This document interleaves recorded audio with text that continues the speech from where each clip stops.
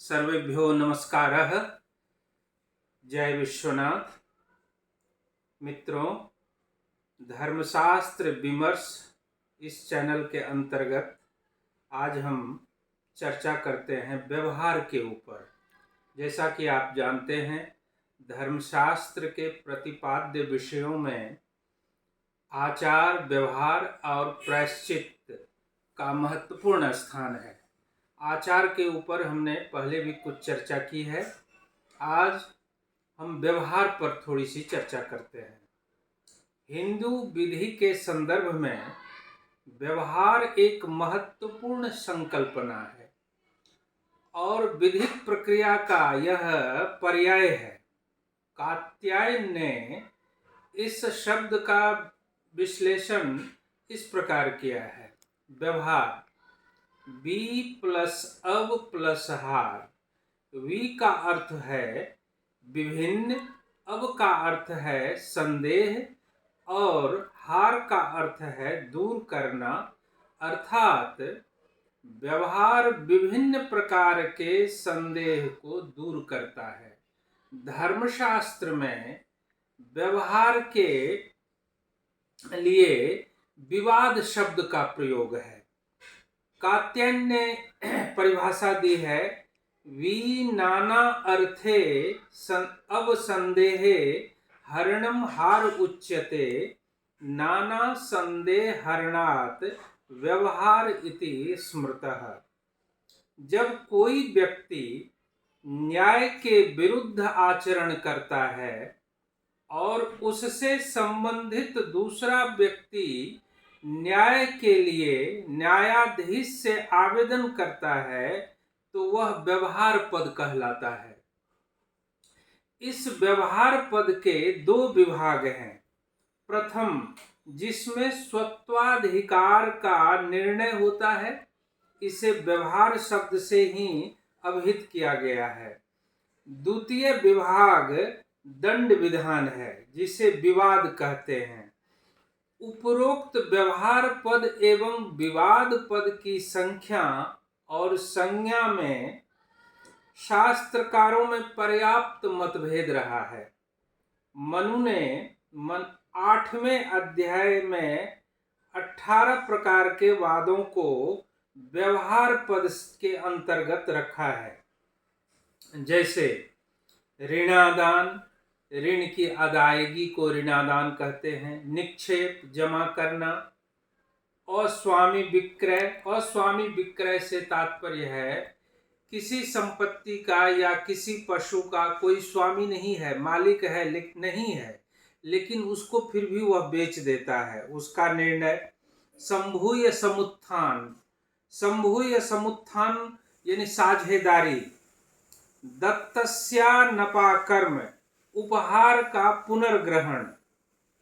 वेतनस्यानपाकर्म, वेतन न देना। संविद व्यतिक्रम, समझौते का उल्लंघन करना, पहले जो समझौता हुआ है उसका परिपालन न करना संविद व्यतिक्रम है। क्रय विक्रय, स्वामी पाल विवाद, कभी कभी यह भी विवाद उत्पन्न हो जाता है जो इस वस्तु का या इस संपत्ति का स्वामी कौन है। सीमा विवाद, आजकल प्रायः देखने को मिलता है। लोगों को जमीन की बड़ी समस्या रहती है और उनको जो है निर्धारण करने में बड़ी जो है समस्या आती है। ये सीमा विवाद। वाक पारुष्य, दंड पारुष्य, स्ते, साहस। साहस भी धर्मशास्त्र में 3 प्रकार के बताए गए हैं। उत्तम साहस, मध्यम साहस और अधम साहस। जैसे लोग आज जो है अत्याचार, दुराचार ये सब कर रहा है, ये सब उत्तम साहस में आता है। स्त्री संग्रहण, दाय भाग जो है धर्मशास्त्र का महत्वपूर्ण जो है प्रसंग है। दाय भाग में संपत्ति का कैसे बंटवारा हो, प्रायः देखा जाता है जो जब माता पिता का अवसान हो जाता है अथवा वह अनिच्छा व्यक्त करते हैं, अथवा पिता प्रवर्जित हो जाते हैं, यानी संन्यास ग्रहण कर लेते हैं, तब ये 2-3 अवसर आता है जब धन का बंटवारा होता है और प्रायः उसमें कई विवाद उत्पन्न होता है। जैसे कोई 4 भाई है और एक भाई बहुत दिन से जो है परदेश में निवास कर रहा है और वर्षों बाद जो है वह घर वापस आता है, और उससे पूर्व जो 3 भाई था वह सारी संपत्ति का आपस में बंटवारा कर लेता है। तब फिर जो उस भाई का वापस आने पर कैसे धन का बंटवारा हो, यह भी जो है यह व्यवहार के अंतर्गत आता है और इसका भी धर्मशास्त्र में प्रावधान है। स्त्री धन है।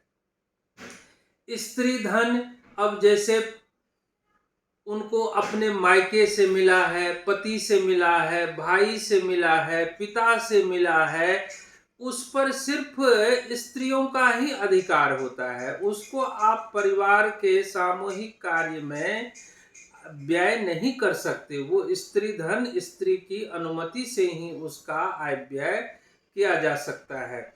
इस प्रकार के जो विवाद हैं वो सारे व्यवहार, अष्टादश व्यवहार जो है उसके अंतर्गत आज यदि देखा जाए तो व्यवहार को आप ये आधुनिक परिप्रेक्ष्य में समझ सकते हैं।